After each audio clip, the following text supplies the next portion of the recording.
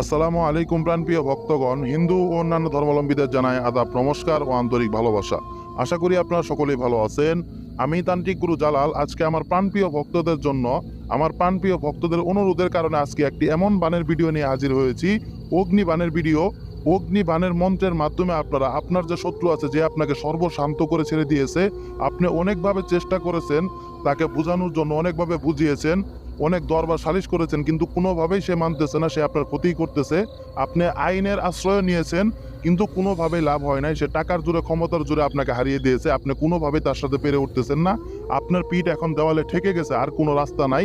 সর্বশেষ রাস্তা হিসাবে আপনি এই অগ্নিবাণের মন্ত্রটাকে নিতে পারেন। এই অগ্নিবাণের মন্ত্রের মাধ্যমে আপনি যাকে বাণ মারবেন সে কতটা কষ্ট করে মৃত্যুবরণ করবে, আবার কথাটা শুনলে আপনি বুঝতে পারবেন। একটা জ্বলন্ত মানুষের শরীরে যদি আগুন লাগায় দেন তাহলে সে কতটা ছটফট করে মৃত্যুবরণ করবে, ঠিক ততটা কষ্ট পেয়ে সে মৃত্যুবরণ করবে। কিন্তু শুধু আপনি খালি চোখে তার শরীরে আগুনটা দেখতে পারবেন না, কিন্তু কষ্ট সেই সমানই হবে। এই জন্য প্রাণপ্রিয় ভক্তগণ, এই মন্ত্রটার মাধ্যমে আপনারা সর্বশেষ চিকিৎসা করতে পারেন আপনার শত্রুর। এবং কি এটার মাধ্যমে আপনি যদি কাজ করেন 100% আপনার শত্রু নিঃশেষ হবে, 100% আপনার শত্রু মৃত্যুবরণ করবে, এটা গ্যারান্টি। কেননা এই বানটা খুবই শক্তিশালী বান। আপনি কোনো তান্ত্রিকের কাছে এটা পাবেন না। আপনি দুনিয়াতে অনেক তান্ত্রিক আছে, অনেক তান্ত্রিকের ভিডিও দেখেছেন, কিন্তু অগ্নিবাণের ভিডিও কোনো তান্ত্রিক দেয় নাই। কেননা এই বানটা খুবই পাওয়ারফুল বান। এই বানটার মাধ্যমে কাজ করলে যার উপরে কাজটা করা হয় সে অধিক কষ্টের সহিত মৃত্যুবরণ করে। এই জন্যই কেউ এই বানটা দেয় না।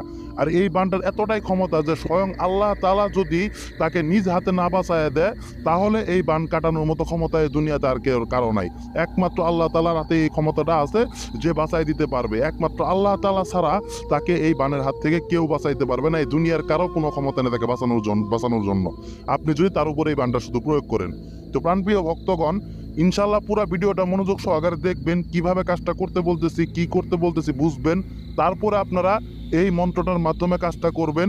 ইনশাল্লাহ অবশ্যই আপনার যে শত্রু আছে, যে আপনাকে সর্বশান্ত করেছে, আপনি তাকে সর্বশান্ত করতে পারবেন এই বানটির মাধ্যমেই একমাত্র। এছাড়া পাবেন না। যারা সব দিক থেকে চেষ্টা করছেন কোনোভাবে পারেন নাই, তারাই একমাত্র এই বানটার আপনি কাজ করবেন এই বানটার মাধ্যমে, এছাড়া করবেন না।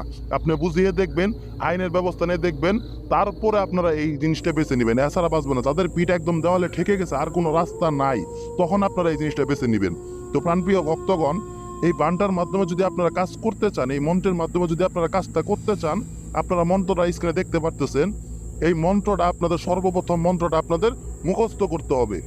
মন্ত্রটা মুখস্থ করবেন, আপনি দেখবেন অমুক আছে মন্ত্রের ভিতরে। এই অমুক স্থানে আপনারা আপনার যে শত্রু আছে এই শত্রুর নামটা উল্লেখ করবেন। উল্লেখ করে তারপর আপনারা মন্ত্রটা মুখস্থ করবেন।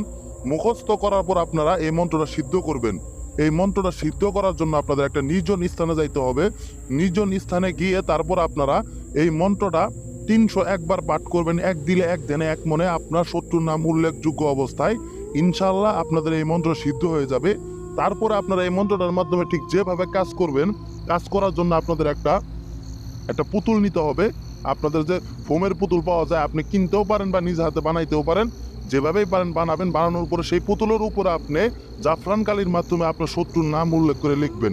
লিখার পরে আপনারা এই পুতুলটা সামনে রেখে একটা মোমবাতি জ্বালায়, আপনারা এই যে বা মোমবাতি বা কোনো আগুন যেটাই জ্বালান আপনার সামনে জ্বালায় সাইরে আপনারা এই মন্ত্রটা 31 বার পাঠ করে সেই পুতুলের উপরে 3 বার ফু দিবেন। 3 বার ফু দিবেন সেই পুতুলের উপরে 31 বার পাঠ করার পরে। এবং কি আপনার শত্রুর নাম উল্লেখ অবস্থায় পাঠ করবেন। পাঠ করে 3 বার ফু দিয়ে আপনারা এই পুতুলটা, আপনার সামনে যে আগুন আছে, মোমবাতির আগুন থাক বা আপনি যে আগুন জ্বালায় নিয়ে বসছেন, সেই আগুনে আপনারা এই পুতুলটাকে জ্বালাই দিবেন। ইনশাল্লাহ জ্বালায় দেওয়ার সাথে সাথে তার শরীরে অ্যাকশন হয়ে যাবে, তার শরীরে জ্বালা পোড়া শুরু হয়ে যাবে। সে মনে করবে তার শরীরে কে যেন আগুন লাগাই দিছে। কোনোভাবে কাজ হবে না, কোনো ডাক্তার কবিরাজে এই জিনিস কাটাইতে পারবে না। একমাত্র আল্লাহ তাআলা ছাড়া কেউ এই জিনিস ভালো করতে পারবে না। ইনশাল্লাহ এই জলাপুরা নেই, সে মৃত্যুবরণ করবে। তো প্রাণপ্রিয় ভক্তগণ, ইনশাল্লাহ আশা করি বুঝতে পারছেন ঠিক কিভাবে কাজটা করতে হবে। মনোযোগ সহকারে ভিডিওটা দেখে বুঝে কাজ করবেন। আর কাজটি করার আগে অবশ্যই আমার কাছ থেকে অনুমতি নিয়ে তারপরে কাজটি করবেন। তো প্রাণপ্রিয় ভক্তগণ, সকলে ভালো থাকবেন। আসসালামু আলাইকুম।